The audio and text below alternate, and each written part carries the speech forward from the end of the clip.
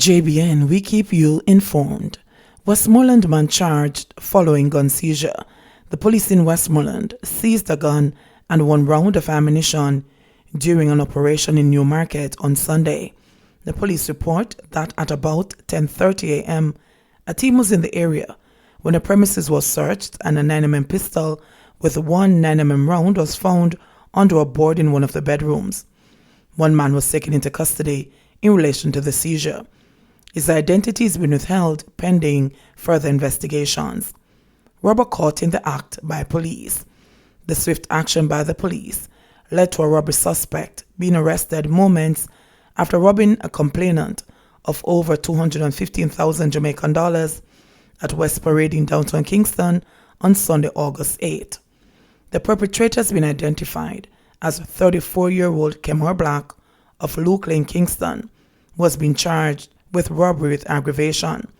Reports are that about 7:10 p.m., a Chinese businesswoman was in her car in the area when Black, along with 2 other men armed with knives, robbed her of her handbag containing the cash.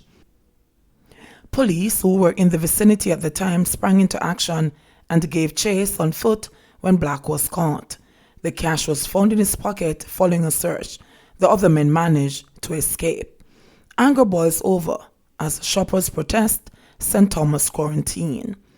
Tempers flared in Bamboo River, St. Thomas on Monday morning as residents of the quarantined community pleaded with the security forces to allow them to run errands in the parish capital of Morant Bay, a stone's throw from the entrance to their district.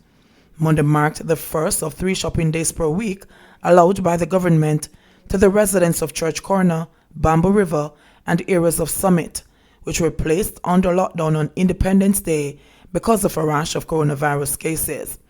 Jamaica has recorded 1,031 COVID-19 cases, with 8 new infections confirmed on Monday.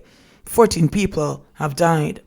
The St. Thomas police have ramped up efforts to manage shopping arrangements and to prevent persons from fleeing the quarantine zone and the shopping perimeter.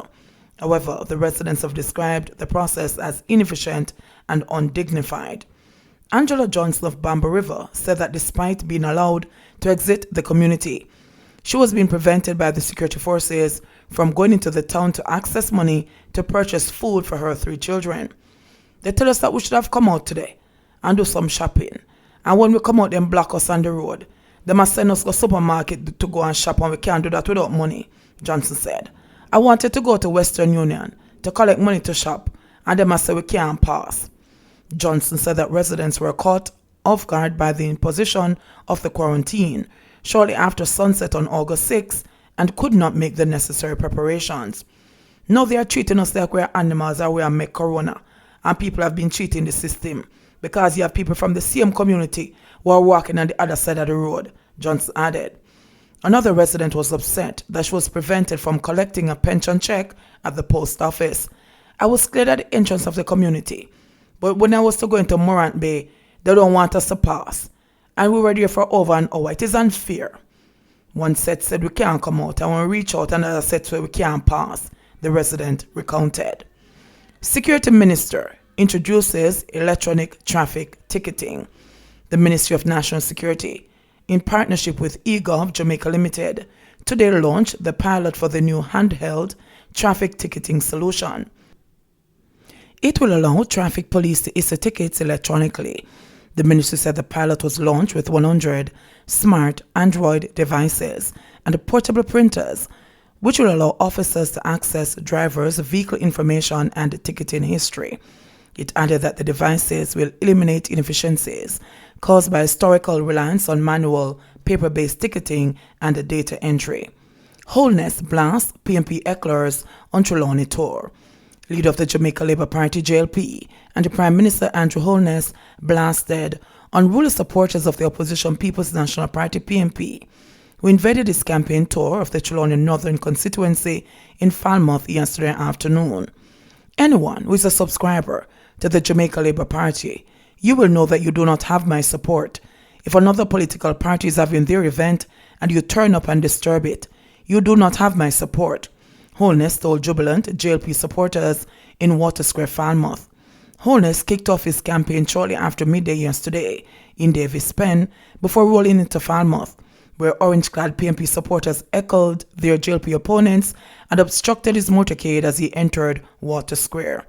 The time for antagonistic and confrontational politics is over, Holness insisted. I long for the day that my grandmother told me that she could go to a PMP meeting, stand up and listen, then go to a JLP meeting, stand up and listen, and make her decision, Holness said. We owe it to our children to return our politics to that type of civility and decency, he said. The PMP's Victor Wright is a sitting member of Parliament for Trelawney Northern, while Senator Tovia Hamilton is the JLP's candidate and caretaker. As I see my PMP friends here, I look into their eyes as I look into yours, and I see they have no confidence. Not only do they have no confidence, they have no leadership, Holness said. If they had leadership would not have allowed them to come out here, and if they come here, they must wear their mask, he added. Jamaica cannot cope with a large surge in COVID-19 cases, warns MAJ. The Medical Association of Jamaica, MAJ, is urging Jamaicans at home, returning residents, and all visitors to the country to follow the COVID-19 protocols outlined by the government, stating that the country's healthcare system cannot cope with a large surge in cases. The plea follows a sudden spike in cases of the virus over the past few days. The association noted further that the upsurge in cases comes weeks after the opening of our borders as part of the controlled re-entry program. We have received many anecdotal reports of recent visitors to our shores breaching home quarantine. Persons who breach the quarantine put their friends, families, and members of the general population at risk of contracting the COVID-19 virus. This behavior will ultimately lead to the widespread of disease within the community, with more persons becoming critically ill and more persons dying, the association said in a release. MAJ said coupled with this is an observed sense of complacency setting in the general population with respect to COVID-19. It said people are not practicing physical distancing and not wearing masks when moving around and waiting in public spaces. Persons who do wear the mask are not wearing them correctly. COVID-19 is here, whether we believe it or not. We urge Jamaicans to have the courage and the patience to carry out the instructions of the authorities. Our healthcare system cannot cope with a large surge in cases, the association said. We have done well so far and must continue to be guided by sound public health principles. This crisis will pass. At some point, we hope a vaccine or an effective treatment will be found. Until such time, we must all continue to brace together against this storm, it added. Wind calls plans for Alexandra lands insulting and cruel. People's National Party's PMP candidate for St. Andrews Southwest, Valentin Wind, has called plans by the government to do an open market development on lands in Alexandra and insult the families who were previously allocated lots.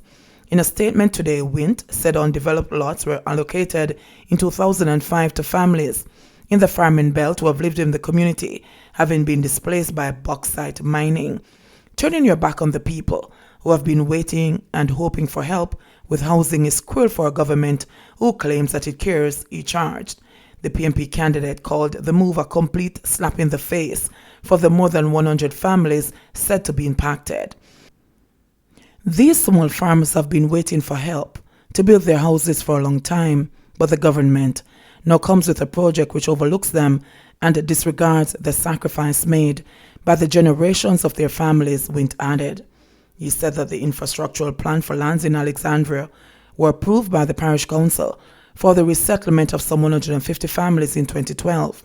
He noted that the delay in housing development was caused by technical difficulties with the land. These residents are being callously overlooked to receive Housing Agency of Jamaica help, Wind said. It is time to settle this matter once and for all. The lots were allocated to these families, but they are small farmers who are not able to finance the building of houses without help, he added. He said any decision by the government to build houses must take into account the lots that were previously allocated. These settlements need to be finalized before any other development solution advances, he said. JBN, we keep you informed. Please remember to subscribe, like, share, leave us a comment and click the notification bell to receive our daily news items.